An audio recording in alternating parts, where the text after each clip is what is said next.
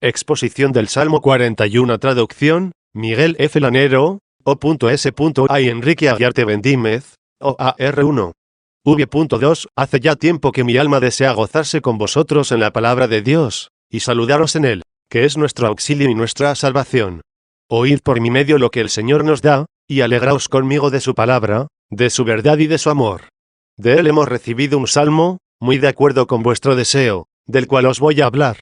Comienza este salmo por un santo deseo, expresado así por el que lo canta, como el ciervo desea las fuentes de agua, así mi alma te desea a ti, oh Dios. ¿Quién es el que esto dice? Nosotros mismos, si lo queremos. ¿Por qué vas a buscar fuera a ver quién es, cuando te es posible ser tú lo que estás buscando? Pero no se trata de un hombre, se trata de un cuerpo, el cuerpo de Cristo que es la Iglesia 1. Y no todos los que entran en la Iglesia tienen este deseo. En cambio, los que han gustado la dulzura del Señor, y hallan en este cántico un sabor especial, no creen encontrarse solos. Tengan por cierto que esta clase de semilla está esparcida por el campo del Señor, por todo el orbe de la tierra, y que esta es la voz de toda unidad cristiana, como el ciervo desea las fuentes de agua, así mi alma te desea a ti, oh Dios. Y bien podría entenderse que esta voz es la de aquellos que siendo todavía catecúmenos, se apresuran hacia la gracia del baño santo. Por eso cantamos aquí este salmo, para que de esta forma deseen la fuente de la remisión de los pecados, como desea el ciervo las fuentes de agua. Que sea así, y que esta comprensión ocupe en la Iglesia un lugar verdadero y solemne. Sin embargo, hermanos, me parece que incluso en el bautismo los fieles no sienten saciado este deseo. Pero quizás si caen en la cuenta de por dónde están peregrinando, y hacia dónde han de llegar, se inflamarán todavía con más ardor. 2. V.1. El título del salmo es, para el fin, salmo, para comprensión de los hijos de Coré. Encontramos a los hijos de Coré también en los títulos de otros salmos, y recuerdo que ya hemos tratado y explicado lo que este nombre significa. Recordaremos, no obstante, este título, y por el hecho de haberlo ya explicado, no dejemos de comentarlo de nuevo. De hecho, no todos estabais presentes en los lugares donde lo expliqué. Coré fue un nombre, a cuyos hijos se les designa como hijos de Coré 2. Pero nosotros vamos a escrutar el secreto de este sacramento, para que este nombre dé a luz el misterio del que se encuentra grávido. Es pues un gran sacramento que a los cristianos se les llame hijos de Coré. ¿Por qué hijos de Coré? Por ser hijos del esposo, hijos de Cristo. A los cristianos se les llama, de hecho, hijos del esposo 3. ¿Por qué identificamos a Coré con Cristo? Porque Coré significa Calvario. Muy de lejos viene esto. Preguntaba por qué a Coré se le identifica con Cristo. Pero ahora pregunto con más fuerza por qué a Cristo se le relaciona con el Calvario. ¿No sucedió que Cristo fue crucificado en el Calvario? 4. Indudablemente. Luego los hijos del esposo, los hijos de su pasión, los hijos redimidos por su sangre, los hijos de su cruz, que llevan en la frente lo que los enemigos fijaron en aquel lugar del Calvario, se llaman los hijos de Coré. A ellos se les canta este salmo para que entiendan.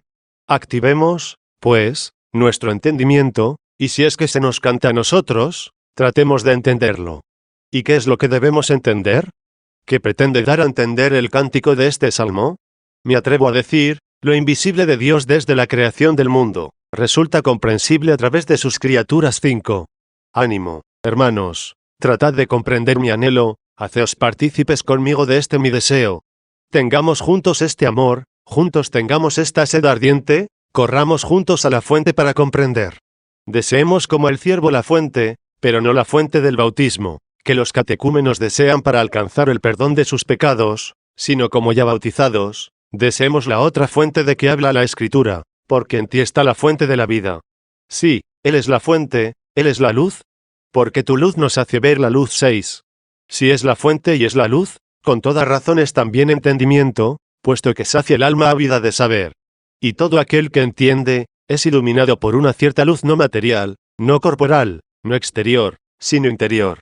Porque existe, hermanos, una luz interior que no la tienen los que no comprenden. Por eso, a los que desean esta fuente de vida, y algo perciben de ella, les dirige la palabra el apóstol con esta recomendación: ya no caminéis como caminan los paganos, en la vanidad de su mente, a oscuras en su inteligencia, ajenos a la vida de Dios por la ignorancia que hay en ellos, por la ceguera de su corazón 7. Si estos están a oscuras en su mente, es decir, porque no entienden, andan a ciegas, y por tanto, Los que entienden, son iluminados. Corre hacia las fuentes, desea las fuentes de agua. En Dios está la fuente de la vida, una fuente inagotable, y su luz es una luz que nunca se oscurece. Desea esta luz, por esa fuente y esa luz que tus ojos no conocen. Cuando se ve con esta luz, se habilita tu ojo interior. Cuando bebes de esta fuente, la sed interior se inflama. Corre hacia la fuente, desea la fuente, pero no de cualquier modo, no corras como cualquier animal, corre como el ciervo. ¿Qué significa como el ciervo? No lo hagas con lentitud. Corre veloz, desea con prontitud la fuente. Bien sabemos que el ciervo tiene una singular velocidad. 3.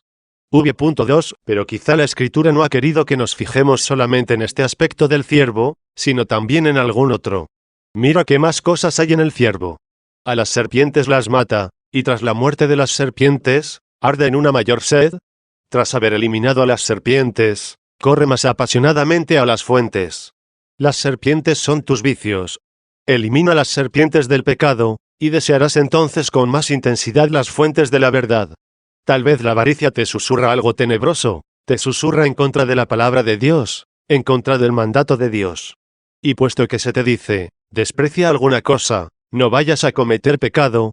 Si prefieres hacer el mal, antes que pasar por alto, antes que alguna comodidad temporal, has elegido ser mordido por la serpiente en lugar de darle muerte. Cuando das preferencia a tu vicio, a tu deseo, a tu avaricia, a tu serpiente, ¿cómo vas a encontrar en ti ese deseo que te hace correr a la fuente de las aguas? ¿Cómo suspirarás por la fuente de la sabiduría, si todavía te afanas entre el veneno de la malicia? Da muerte en ti a lo que es contrario a la verdad. Y cuando te veas libre de las perversas codicias, no te quedes como si no tuvieras que desear. Hay, sí, algo hacia lo que debes encaminarte, si es que en ti ya no hay nada que se te oponga. Me dirás, quizá, si ya eres siervo, Dios sabe que ya no soy avaro, que ya no deseo nada de nadie, que se ha apagado en mí la pasión por el adulterio, que no me consumo ya por el odio, la envidia, ni nada semejante. Me dirás, todo esto en mí ha desaparecido, y tal vez buscas dónde complacerte. Sí, busca dónde complacerte, desea las fuentes de agua. Dios tiene con qué saciarte, y cómo colmar el que acude a él, y al que llega sediento como ciervo veloz, después de matar la serpiente. 4. Hay algo más que debes considerar en el ciervo.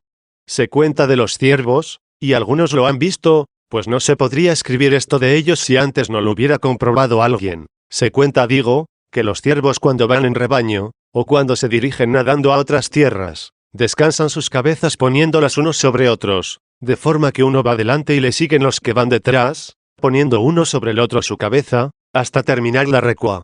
Cuando el primero se ha cansado, pasa al final, para que otro le sustituya y siga con el mismo peso que él llevaba. De esta forma él descansa recostando su cabeza, como los demás.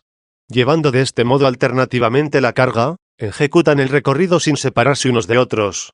¿No se refiere a una especie de ciervos el apóstol, cuando dice, llevad mutuamente las cargas unos de otros, y así cumpliréis la ley de Cristo? 8.5.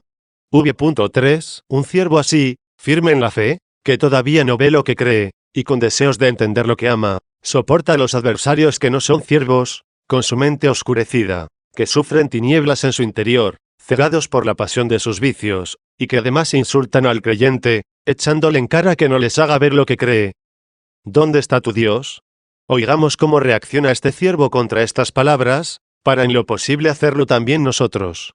Lo primero que hace es manifestar su sed, como el ciervo desea las fuentes de agua, así mi alma te desea, oh Dios. Y si el ciervo desea la fuente de agua para lavarse, puesto que no sabemos si es para beber o para lavarse. Fíjate en lo que sigue y no hagas preguntas. Mi alma tiene sed del Dios vivo. Cuando digo, como el ciervo desea las fuentes de agua, así mi alma te desea, oh Dios, es como si dijera, mi alma tiene sed del Dios vivo. ¿De qué tiene sed? ¿Cuándo llegaré a ver el rostro de Dios? De esto es de lo que tengo sed, de llegar y estar en su presencia. Tengo sed en mi peregrinación, tengo sed durante el camino. Quedaré saciado cuando llegue. Pero, ¿cuándo llegaré? Porque lo que es pronto para Dios, es lento para el deseo. ¿Cuándo llegaré a ver el rostro de Dios? De este deseo brota la exclamación expresada en otro pasaje. Una cosa pido al Señor, eso buscaré, habitar en la casa del Señor por todos los días de mi vida. ¿Y esto para qué? para contemplar la dulzura del Señor. 9. Cuando llegue a ver el rostro de Dios. 6. V.4. Entre tanto, mientras voy corriendo, mientras estoy en camino, antes de llegar y estar en tu presencia, las lágrimas fueron mi pan día y noche, mientras me repiten cada día: ¿dónde está tu Dios? Mis lágrimas, dice, fueron no mi amargura, sino mi pan. Dulces eran para mí esas lágrimas. Sediento como estaba de aquella fuente, y como todavía no podía beber de ella, me nutría con ansiedad de mis lágrimas. De hecho no dice, mis lágrimas han sido mi bebida, para no parecer desearlas, como la fuente de agua, sino permaneciendo aquella sed, que me hace arder, que me arrastra hacia la fuente de agua. Mis lágrimas se han convertido en mi pan, mientras se prolonga la espera. Y alimentándose de sus lágrimas, sin duda que aumenta su ardor por la fuente. Mis lágrimas, pues, se han convertido en mi pan noche y día. Este alimento, llamado pan, los hombres lo comen de día, y de noche duermen. En cambio el pan de las lágrimas se come tanto de día como de noche, sea que entiendas como noche y día el tiempo en su totalidad, sea que por día entiendas la prosperidad de este mundo, y por noche la adversidad. Tanto, dice, en la prosperidad de este mundo, como en las realidades adversas, yo voy derramando las lágrimas de mis deseos, no dejo la avidez de mi deseo. Y cuando al mundo le va bien, a mí me va mal, mientras no llegue a ver el rostro de Dios. ¿Por qué obligas acaso a agradecer al día, si me ha sonreído alguna prosperidad de este mundo? ¿Es que no es engañosa? ¿No es escurridiza, caduca, mortal? ¿Acaso no es temporal, voluble, efímera? ¿No es más decepcionante que deleitable? ¿Cómo no van a ser las lágrimas mi pan incluso durante el día? Porque también aun cuando nos rodee el esplendor de la felicidad mundana, mientras vivimos en el cuerpo peregrinamos hacia Señor 10 y me dicen cada día: ¿dónde está tu Dios? Si fuera un pagano el que esto me dice, no puedo yo a mi vez decirle: ¿dónde está tu Dios? Su Dios él me lo muestra con el dedo, me señala con él alguna piedra, diciéndome, ese es mi Dios. ¿Dónde está tu Dios? Si yo me río de la estatua de piedra, y se ruboriza el que me la mostró, mira al cielo y tal vez dirigiendo el dedo hacia el sol, reitera nuevamente, ese es mi Dios. ¿Dónde está tu Dios? Él sí encuentra algo que mostrar a los ojos de la carne, pero yo no es que no tenga a quien mostrar, sino que él carece de ojos para mostrárselo. Puede él mostrar a mis ojos corporales su Dios, el sol, pero ¿a qué ojos le mostraré yo el creador del sol? 7. Sin embargo, oyendo día tras día, ¿dónde está tu Dios? Y alimentado diariamente con mis lágrimas, al meditar día y noche lo que oí, ¿dónde está tu Dios? Yo mismo he procurado buscar a mi Dios, y así, en lo posible, no solo creer en Él, sino poder de algún modo verlo. Veo, sí, lo que ha hecho mi Dios, pero no veo a mi Dios que hizo todo eso. Y ya que como el ciervo deseó las fuentes de agua, y en Dios está la fuente de la vida, y el Salmo se escribió para que comprendieran los hijos de Coré, y además lo invisible de Dios se puede ver a través de la comprensión de las cosas que han sido hechas por Él. 11. ¿Qué debo hacer para encontrar a mi Dios? Me voy a fijar en la tierra fue creada, es grandiosa la hermosura de la tierra, pero tiene su artífice. Portentosas son las maravillas de las semillas y de la reproducción de los vivientes, pero todo esto tiene su creador. Muestro la grandiosidad del mar inmenso que me rodea, me quedo estupefacto, lo admiro. Busco su artífice. Levanto mis ojos al cielo y contemplo la hermosura de las estrellas. Me quedo admirado de la potencia iluminadora del sol durante el día, y de la luna, atenuante de la oscuridad de la noche. Todo admirable, digno de alabanza, y hasta de estupor, porque no son puramente terrenas estas maravillas, sino más bien celestiales. Pero mi sed no se queda ahí todavía. Todo esto lo admiro, lo alabo, pero de quien yo tengo sed es de su autor. Me vuelvo hacia mí mismo y me pongo también a indagar quién soy yo mismo, que me admiro de tales cosas, y me encuentro con que tengo un cuerpo y un alma. Esta es la que me gobierna, el otro el gobernado. El cuerpo está al servicio, el alma da órdenes. Me doy cuenta de que el alma es una realidad mejor que el cuerpo, y percibo que quien investiga todo esto es el alma, no el cuerpo. No obstante reconozco que todas estas conclusiones a las que he llegado, las he hecho mediante el cuerpo. Alababa la tierra, la había conocido con mis ojos. Alababa el mar, lo había conocido con mis ojos. Alababa el cielo, las estrellas, el sol y la luna, con mis ojos los había conocido. Los ojos son miembros de carne, sí, pero son las ventanas del alma. El interior es el que ve por ellas. Cuando está distraído en algún otro pensamiento, en vano están abiertas las ventanas. Mi Dios, el creador de todas estas cosas, que veo con los ojos, no debe ser buscado con estos ojos. Que sea el alma la que investigue alguna cosa por sí misma, a ver si hay algo que yo no percibo por los ojos, como los colores y la luz, ni por los oídos, como el canto y el sonido, ni por el olfato, como la fragancia de los olores, ni por el paladar y la lengua, como el sabor, ni por el cuerpo entero, como puede ser la dureza y la blandura, el frío y el calor, la aspereza y la suavidad. A ver si hay algo en mi interior que yo pueda ver. ¿Qué significa ver interiormente? Lo que no es ni color, ni sonido, ni olor, ni sabor, ni calor, o frío, o dureza o suavidad. A ver, que se me diga de qué color es la sabiduría. Cuando pensamos en la justicia, y nos gozamos con el pensamiento de su belleza. ¿Qué perciba en los oídos? ¿Qué emanación asciende a nuestra nariz? ¿Qué gusto penetra en la boca? ¿Qué toca con agrado la mano? Y sin embargo está dentro, es bella, se la alaba y se la ve. Y aunque estos ojos estén a oscuras, el alma disfruta con su propia luz. ¿Qué es lo que Tobías veía, cuando, ciego como estaba, le daba consejos sobre la vida a su hijo, que tenía perfecta vista? 12 y algo que el alma misma, señora del cuerpo, su rectora, que habita en él, ve, y que no percibe por los ojos del cuerpo, ni por los oídos, ni por el olfato, ni por el paladar, ni por el tacto, sino por sí misma.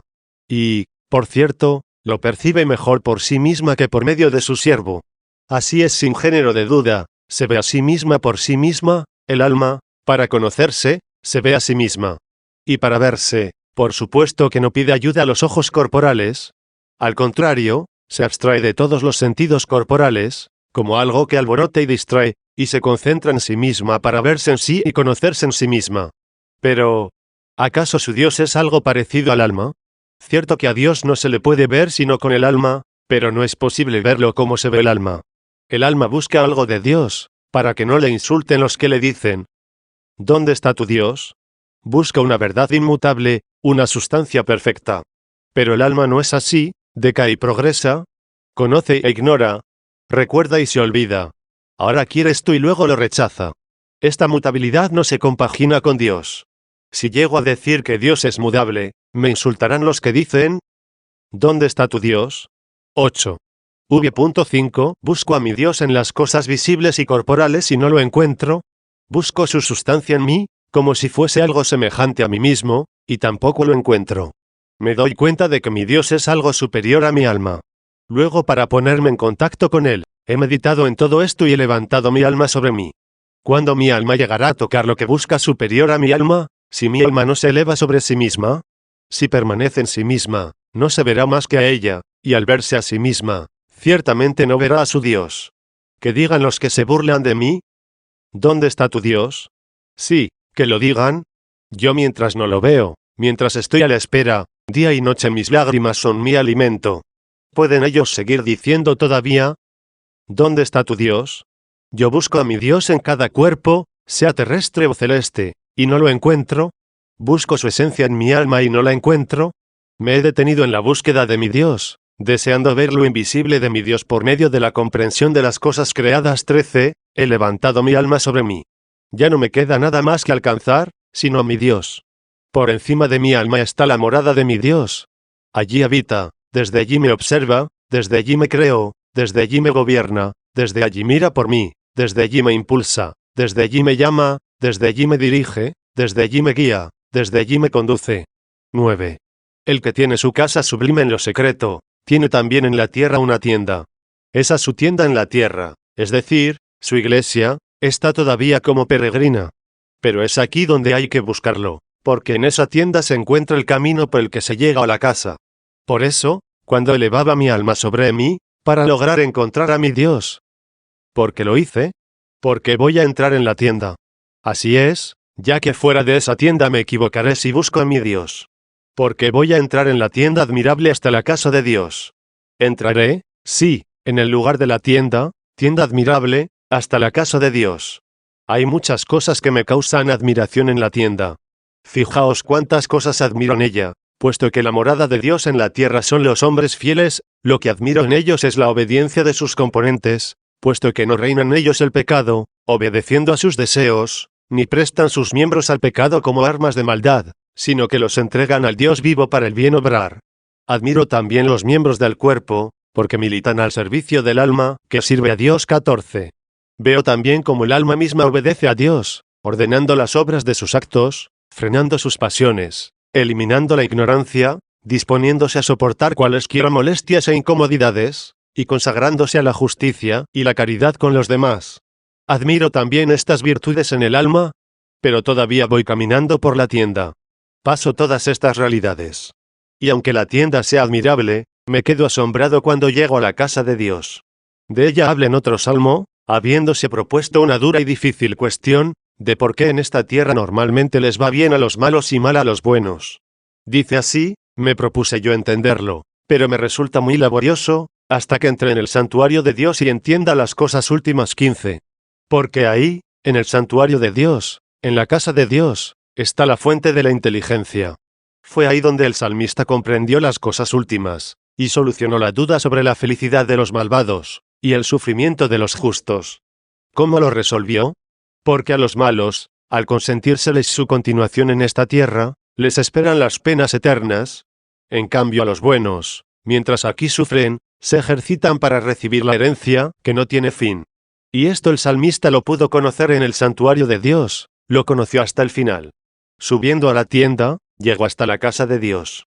Sin embargo, mientras contemplaba las partes de la tienda, fue conducido hasta la casa de Dios, atraído por una cierta dulzura, por no sé qué interior y oculto deleite, como si en la casa de Dios sonase dulcemente un órgano, y mientras caminaba por la tienda, al oír un cierto sonido interior, seducido por su dulzura, siguiendo su sonido, apartándose de todo estrépito de la carne y de la sangre, llegó hasta la casa de Dios. Y de tal manera él recuerda su camino y andadura, que como si le preguntásemos: ¿quedaste prendado de la tienda en esta tierra? ¿Cómo llegaste al secreto de la casa de Dios? Responde: entre cantos de júbilo y alabanzas, en el bullicio de la celebración de la fiesta. Cuando los hombres celebran aquí sus fiestas mundanas, suelen colocar algunos instrumentos musicales delante de sus casas, o contratar instrumentistas, o cualquier música, que fomenta e incita a la sensualidad. ¿Y qué decimos los que al pasar oímos esto? ¿Qué está sucediendo ahí? Se nos responde que se está celebrando una fiesta. Se está celebrando un cumpleaños. Se nos dice: o tiene lugar una boda. Esto para que no aparezcan inoportunos los cánticos, sino que la fiesta sirva como excusa a la sensualidad. En la casa de Dios la fiesta es eterna. Allí no se celebra algo transitorio. La fiesta del coro de los ángeles es sin fin. La presencia del rostro de Dios produce una alegría sin límites. Allí el día de fiesta es sin apertura inicial, y sin final, sin clausura. De aquella perpetua y eterna fiesta perciben un no sé qué melodioso y dulce los oídos interiores, pero solo si se silencia el estrépito del mundo. Al que va caminando por esta tienda, y medita en las maravillas de Dios para la redención de los fieles, le acaricia el oído la música de esta festividad, y arrebata al ciervo hacia las fuentes de agua. 10. V.6.7 Mas mientras dura nuestro destierro en este cuerpo, lejos del Señor. 16, el cuerpo corruptible es lastre del alma, y esta morada terrena oprime la mente, que piensa en muchas cosas. 17, aunque caminando con el deseo, de alguna manera se hayan disipado las tinieblas, y quizá hubiéramos llegado a percibir aquellas melodías, y con esfuerzo hubiésemos conseguido percibir algo de aquella casa de Dios. A pesar de todo, un cierto gravamen de nuestra debilidad nos hace recaer en nuestros defectos habituales, y nos precipita en las mismas faltas de siempre. Y así como allí habíamos encontrado motivos de alegría, no faltarán aquí motivos de lamentos. Porque este ciervo, que se alimenta día y noche de sus lágrimas, arrebatado por su deseo hacia las fuentes de agua, es decir, hacia la dulzura interior de Dios, levantando sobre sí su propia alma, hasta tocar lo que es superior a ella, caminando hacia el lugar de la tienda admirable, hasta la casa de Dios, y llevado por el júbilo del sonido interior e inteligible, hasta despreciar todo lo exterior, y ser arrebatado hacia lo interior. No obstante es hombre todavía, y aún gime en esta tierra, lleva sobre sí la carne frágil, y corre peligro entre los escándalos de este mundo. Se ha mirado a sí mismo, como quien viene de otro mundo, y se dice a sí mismo, envuelto en medio de tales tristezas, y comparándolas con aquellas realidades que entró a ver, y al salir, después de verlas, exclama: ¿por qué te entristeces, alma mía? ¿Por qué te me turbas? Mira que ya hemos disfrutado de una cierta dulzura interior, que con la mirada de la mente hemos podido atisbar algo inmutable, aunque solo tocado ligeramente y por un momento. ¿Por qué todavía me turbas si estás triste? Porque tú no dudas de tu Dios. Ya no te sucede que te encuentres sin respuesta ante los que te preguntan: ¿dónde está tu Dios? Ya he logrado percibir algo inmutable. ¿Por qué todavía me conturbas? Espera en Dios. Y parecería que su alma le responde en silencio: ¿por qué te turbo, sino porque aún no estoy allí donde se encuentra aquella dulzura que me arrebató como de pasada? ¿Acaso estoy ya bebiendo de aquella fuente donde no hay temor alguno? ¿Es que ya no tengo ningún temor a tropezar en algo? ¿Me encuentro ya segura, como si todas mis inclinaciones estuvieran dominadas y vencidas? ¿Acaso el diablo, mi enemigo, no está poniendo acechanzas? ¿No me tiende diariamente trampas engañosas? ¿Cómo quieres que no te turbe, situada como estoy en el mundo, y lejos todavía de la casa de mi Dios? A pesar de todo, espera en Dios, se responde a su propia alma, a quien conturba, y como dándole razón de su perturbación, a causa de los males de los que este mundo está inundado. Entre tanto vive en esperanza. Pues la esperanza de lo que se ve, ya no es esperanza. En cambio, si lo que esperamos no lo vemos, con paciencia aguardamos. 18. 11. V.7. Espera en Dios. ¿Y por qué se dice espera? Porque voy a alabarlo. ¿Y qué es lo que le alabarás? Tú eres la salud de mi rostro, Dios mío. La salvación no me puede venir de mí mismo. Esto clamaré, esto he de confesar: tú eres la salud de mi rostro, Dios mío. Por lo tanto, para suscitar en sí el temor en aquello que de alguna manera ha podido comprender con su inteligencia, volvió a examinarlo de nuevo, no sea que el enemigo se le introduzca subrepticiamente. Por eso no dice todavía: estoy completamente a salvo. Pues teniendo como tenemos las primicias del Espíritu, gemimos en nuestro interior, esperando la redención de nuestro cuerpo. 19. Poseeremos esa perfecta salvación, cuando vivamos ya sin fin en la casa de Dios, y sin fin alabando a quien se le ha dicho: dichosos los que viven en tu casa, por siempre te alabarán. 20. Esto aún no tiene lugar, porque no ha llegado a la salvación prometida, pero confieso a mi Dios en esperanza, y le digo: salud de mi rostro, Dios mío. Porque estamos salvados en esperanza. Pero la esperanza que ve no es esperanza. 21. Persevera, pues, y lo conseguirás. Persevera hasta que llegue la salvación. Escucha a tu mismo Dios, que te habla desde tu interior: espera en el Señor, actúa varonilmente y será confortado tu corazón, espera en el Señor. 22. Puesto que quien persevera hasta el final, ese se salvará. 23. Entonces, ¿por qué te entristeces, alma mía? ¿Por qué te me turbas? Espera en Dios, porque voy a alabarlo. Esta es mi confesión, salud de mi rostro, Dios mío. 12. Mi alma está turbada en mi interior. ¿Será Dios, acaso, su turbación? No, está turbada en mi interior.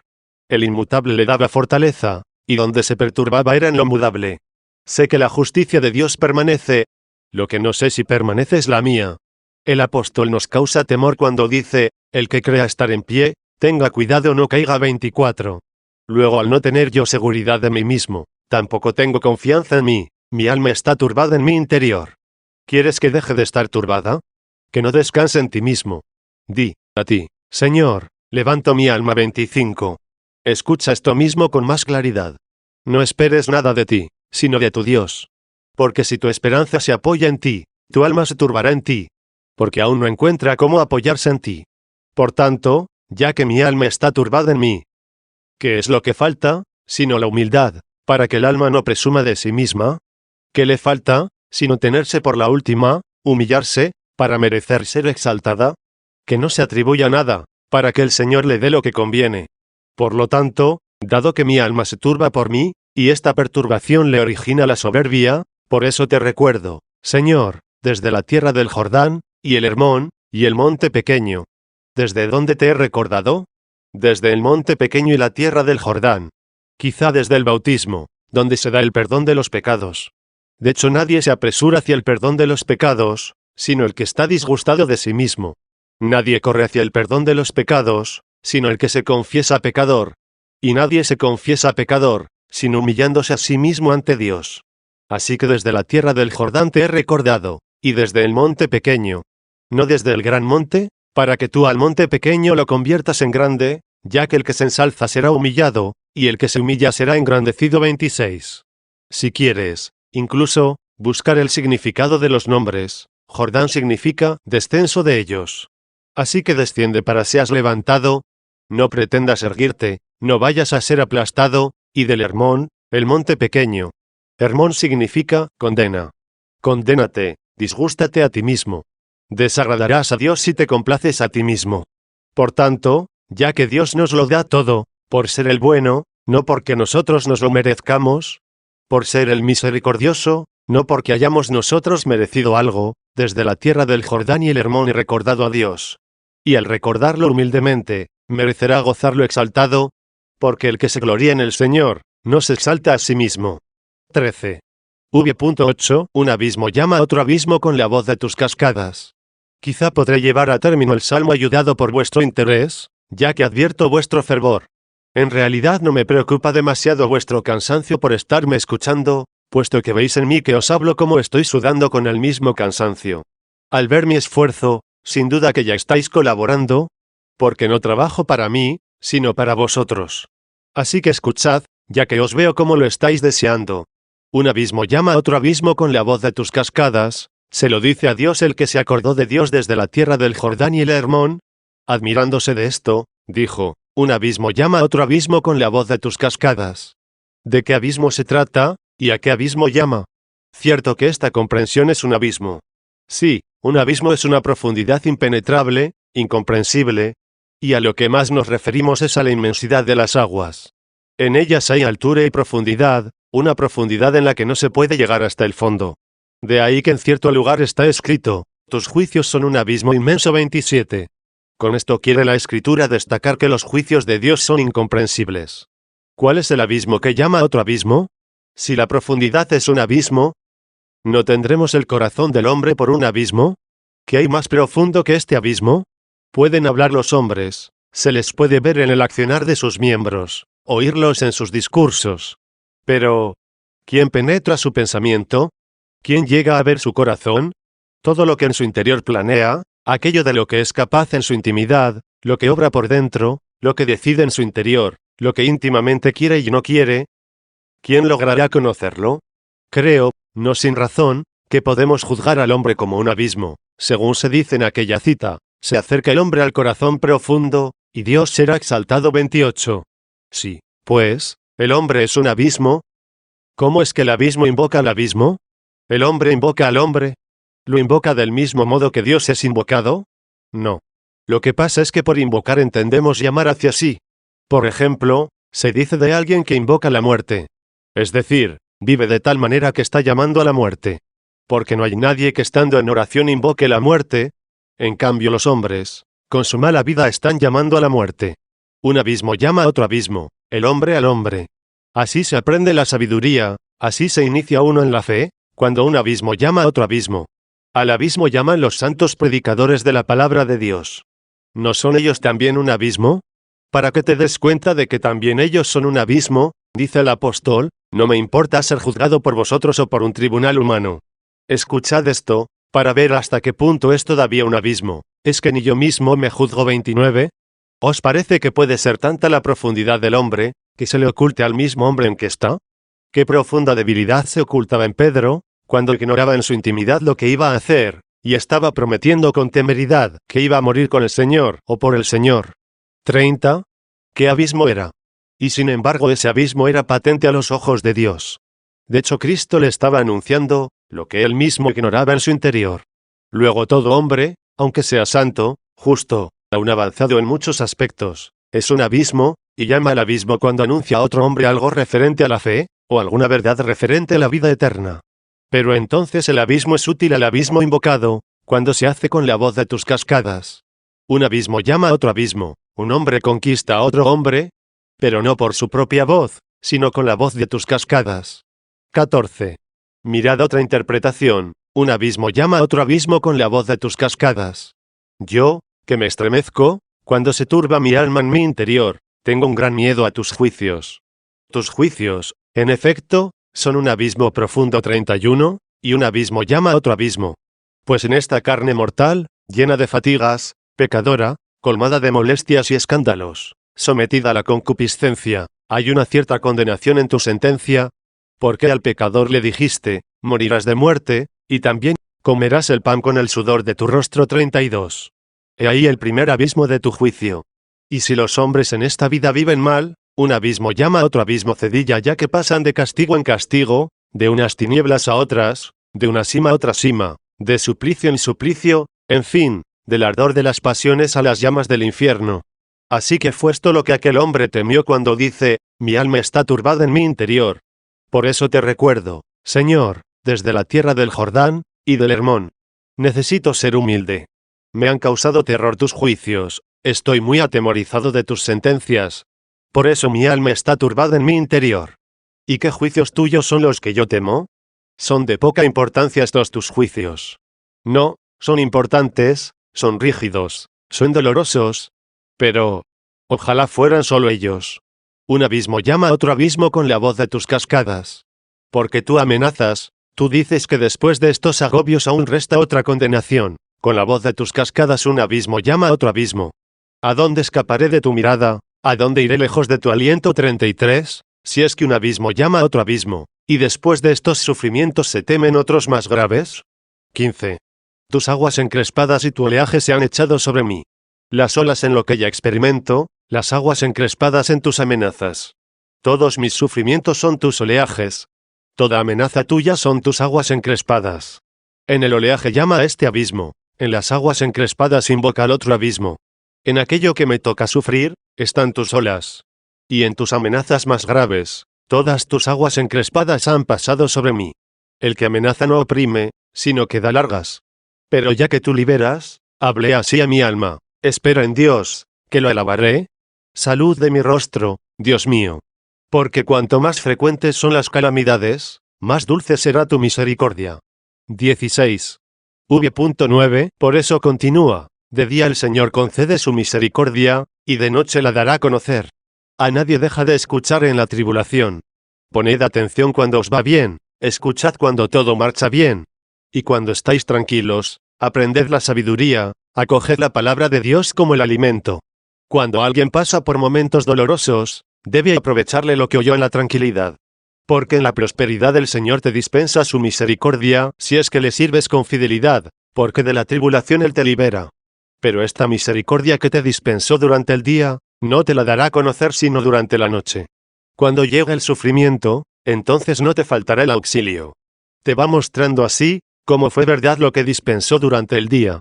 De hecho está escrito en un cierto pasaje, qué buena es la misericordia del Señor en el tiempo de la tribulación, como nubes de lluvia en tiempo de sequía. 34. Y dice el Salmo, de día el Señor concede su misericordia, y de noche la dará a conocer. Su ayuda no te la muestra sino cuando llega la tribulación, de la que serás liberado por el que te lo prometió durante el día. De ahí que se nos aconseje imitar a la hormiga. 35. Lo mismo que la prosperidad en el mundo significa el día, y la adversidad la noche, de forma diversa la prosperidad de este mundo significa el verano, y la adversidad el invierno. ¿Y qué hace la hormiga? Almacena durante el verano lo que le ha de servir para el invierno. Por lo tanto, cuando es verano, es decir, cuando os va bien, cuando estáis tranquilos, escuchad la palabra del Señor. ¿Y cómo será posible que durante la tempestad de este siglo, podáis atravesar este mar todo entero? ¿Cómo será posible? ¿Qué hombre lo ha podido conseguir? Si le sucede a alguien, se hace más temible esa tranquilidad. De día el Señor concede su misericordia, y de noche la dará a conocer. 17. V. 9, 10. ¿Qué vas a hacer, pues, durante este destierro? ¿Cómo te comportarás? Dirigiré mi oración al Dios de mi vida. Es lo que hago aquí, como un ciervo sediento, que busca las fuentes de agua, recordando la dulzura de aquella voz que me fue guiando a través de la tienda hacia la casa de Dios, hasta que este cuerpo, que es lastre del alma. 36, se corrompa. Dirigiré mi oración al Dios de mi vida. Para suplicar a Dios, no tendré que comprar nada en ultramar, ni para que mi Dios me escuche tendré que navegar para traer de lejanas tierras aromas e incienso, ni voy a llevarle un carnero, ni un becerro de mi rebaño. En mí está la oración al Dios de mi vida. Tengo dentro la víctima que he de inmolar, el incienso que voy a poner, el sacrificio con el cual aplacaré a mi Dios. Mi sacrificio a Dios es un espíritu quebrantado. 37. Mira cuál es el sacrificio de un espíritu quebrantado que llevo dentro, escucha, Diré a Dios, protector mío. ¿Por qué me has olvidado? Mi sufrimiento en este mundo es como si te hubieras olvidado de mí. Tú me pones a prueba, y sé que me das largas, que no me quitas lo que me has prometido. Sin embargo, ¿por qué me has olvidado? Parecería que nuestra cabeza tomó nuestra misma voz para clamar, Dios mío, ¿por qué me has abandonado? 38 Diré al Señor, protector mío. ¿Por qué me has olvidado? 18. V.11. ¿Por qué me has rechazado? Desde la profundidad de la fuente de la inteligencia de la verdad inmutable. ¿Por qué me has rechazado? ¿Por qué, a causa de la gravedad y el peso de mi maldad, estando allí absorto, he sido arrojado a estas cosas? Y dice esta misma voz en otro lugar, yo dije en mi arrobamiento, cuando vio algo grandioso, en un arrebato de su mente, he sido arrojado de la presencia de tus ojos. 39. Compara la situación anterior, aquellas maravillas en que estaba absorto, y se ve lejos, arrojado de la presencia de los ojos de Dios, como dice aquí.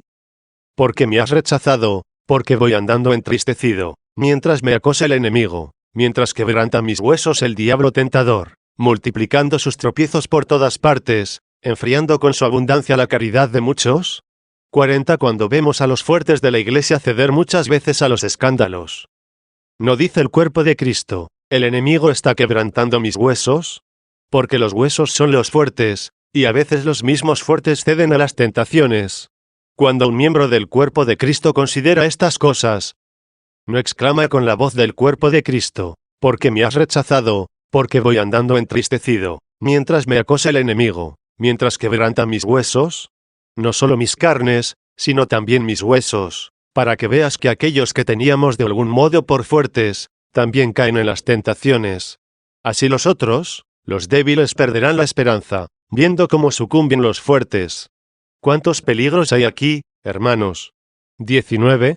V.11. 12. Se burlan de mí los que me hacen sufrir. Y de nuevo aquella voz, mientras me repiten día tras día. ¿Dónde está tu Dios? Sobre todo estas expresiones las repiten en las pruebas de la Iglesia. ¿Dónde está tu Dios? ¿Cuántas veces no oyeron esto los mártires, que sufrieron con valentía por el nombre de Cristo? ¿Cuántas veces se les dijo, ¿dónde está vuestro Dios? Que os libre si puede. Los hombres veían exteriormente sus torturas, pero no veían las coronas que recibían interiormente. Se burlan de mí los que me hacen sufrir, mientras día tras día me repiten, ¿dónde está tu Dios? Y yo, como mi alma está en mi interior turbada por estas cosas, ¿qué le voy a decir, sino, ¿por qué te acongojas, alma mía, por qué te me turbas? Y como si ella respondiese, ¿cómo quieres que no te atormente, sumida en tantos males? Suspirando como suspiro por el bien, anhelándolo con gran esfuerzo. ¿Cómo quieres que no te conturbe?